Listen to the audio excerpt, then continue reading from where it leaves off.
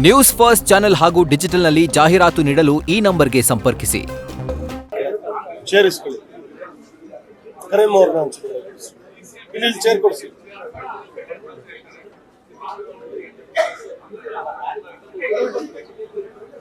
ಇದೇ ಪದ ನಾನು ಪ್ರಾರಂಭದಲ್ಲಿ ಬಳಸಿದೆ. ಷಡ್ಯಂತ್ರ ಅಂತಕ್ಕಂಥ ಪದ ಯಾವ JDSನವರಾಗ್ಲಿ ಬಿಜೆಪಿ ಅವರಾಗ್ಲಿ ವಿಧಾನಸೌಧದ ಕಲಾಪದಲ್ಲಿ ಬಳಸ್ತಕ್ಕಂಥದ್ದಲ್ಲ. ಷಡ್ಯಂತ್ರ ಅಂತಕ್ಕಂಥ ಪದ ಧರ್ಮಸ್ಥಳದ ವಿಚಾರದಲ್ಲಿ ಬಳಸಿದಂಥದ್ದು ಈ ರಾಜ್ಯದ ಉಪಮುಖ್ಯಮಂತ್ರಿಗಳು. ನೀವೆಲ್ಲರೂ ಕೂಡ ನೋಡಿದ್ದೀರಿ. ಅಂದ್ರೆ ಮುಖ್ಯಮಂತ್ರಿಗಳು ಒಂದು ಹೇಳಿಕೆಯನ್ನ ಕೊಡ್ತಾರೆ, ಉಪಮುಖ್ಯಮಂತ್ರಿಗಳು ಒಂದು ಹೇಳಿಕೆಯನ್ನ ಕೊಡ್ತಾರೆ. ಬಹುಶಃ ಈ ಒಂದು ವಿಚಾರಕ್ಕೆ ಸಂಬಂಧಪಟ್ಟಂತೆ ನಿನ್ನೆ ದಿನ ನಮ್ಮೆಲ್ಲರ ನಾಯಕರಾಗಿರ್ತಕ್ಕಂಥ ಮಾಜಿ ಮುಖ್ಯಮಂತ್ರಿಗಳು, ಕೇಂದ್ರದ ಸಚಿವರು ಸನ್ಮಾನ್ಯ ಕುಮಾರಣ್ಣ ಅವರು ನನಗೆ ರಾತ್ರಿ ದೂರವಾಣಿಯಲ್ಲಿ ಮಾತನಾಡಿದ್ದಾರೆ. ನಾಳೆಯ ದಿನ ಸನ್ಮಾನ್ಯ ಕುಮಾರಣ್ಣ ಅವರು ನವದೆಹಲಿಯಲ್ಲಿ ಪತ್ರಿಕಾಗೋಷ್ಠಿಯನ್ನ ಕರೀತಾ ಇದ್ದಾರೆ. ಕೆಲವೊಂದಷ್ಟು ರಿಲಯಬಲ್ ಸೋರ್ಸ್ಗಳಿಂದ ಸನ್ಮಾನ್ಯ ಕುಮಾರಣ್ಣ ಅವರಿಗೆ ಒಂದಷ್ಟು ಇನ್ಫಾರ್ಮೇಶನ್ಗಳು, ಮಾಹಿತಿಗಳು ಸಂಪೂರ್ಣವಾಗಿ ಸಂಗ್ರಹ ಮಾಡಿದ್ದಾರೆ.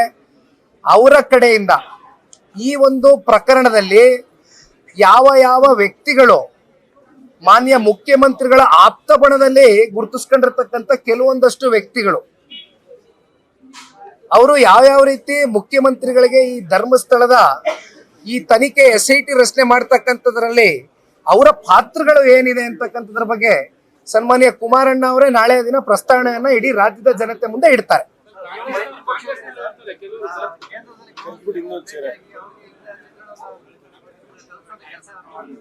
ಯಾರಣ್ಣ?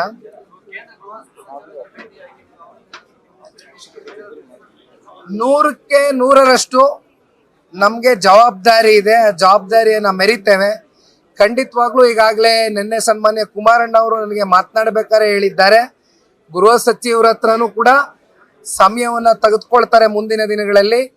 ಇದರ ಪ್ರಕರಣದ ಬಗ್ಗೆ ಇವತ್ತು ಏನು NIA ತನಿಖಾ ಏಜೆನ್ಸಿಗೆ ಇವತ್ತು ನಾವು ಕೊಡಬೇಕಾಗ್ತದೆ. ಇದ್ರ ಬಗ್ಗೆ ಕೂತ್ಕೊಂಡು ಕೇಂದ್ರದ ಸಚಿವರು ಮಾನ್ಯ ಕುಮಾರಣ್ಣ ಅವರು ಮಾನ್ಯ ಗೃಹ ಸಚಿವರನ್ನ ಭೇಟಿ ಮಾಡ್ತಾರೆ.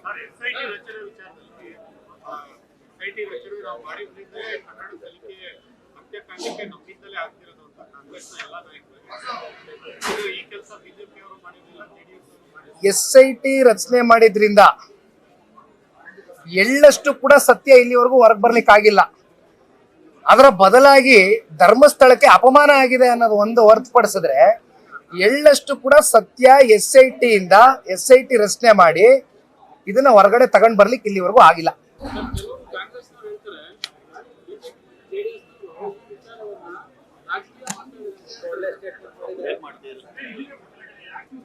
ನಾನು ಪ್ರಾರಂಭದಲ್ಲಿ ಹೇಳದ್ನಲ್ಲಣ್ಣ, ಇದು ರಾಜಕಾರಣ ಮಾಡ್ತಕ್ಕಂಥ ವಿಚಾರ ಅಲ್ಲ. ಬೇರೆ ಏನಾದ್ರು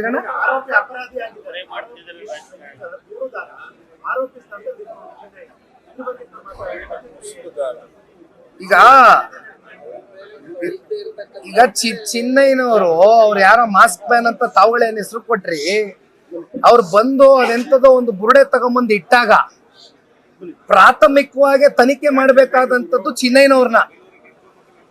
ಅವ್ರು ಏನು, ಅವ್ರ ಹಿನ್ನೆಲೆ ಏನು, ಅವ್ರ ಉದ್ದೇಶ ಏನು, ಅವ್ರು ಎಲ್ಲಿಂದ ಬಂದ್ರು, ಆ ಬುರುಡೆ ಎಲ್ಲಿಂದ ಬಂತು ಅಂತಕ್ಕಂಥ ಪ್ರಾಥಮಿಕ ತನಿಖೆ ಚಿನ್ನಯ್ಯ ಅವ್ರನ್ನ ಮಾಡ್ಬೇಕಾಗಿತ್ತು. ಅದು ಮಾಡ್ಲಿಲ್ಲ.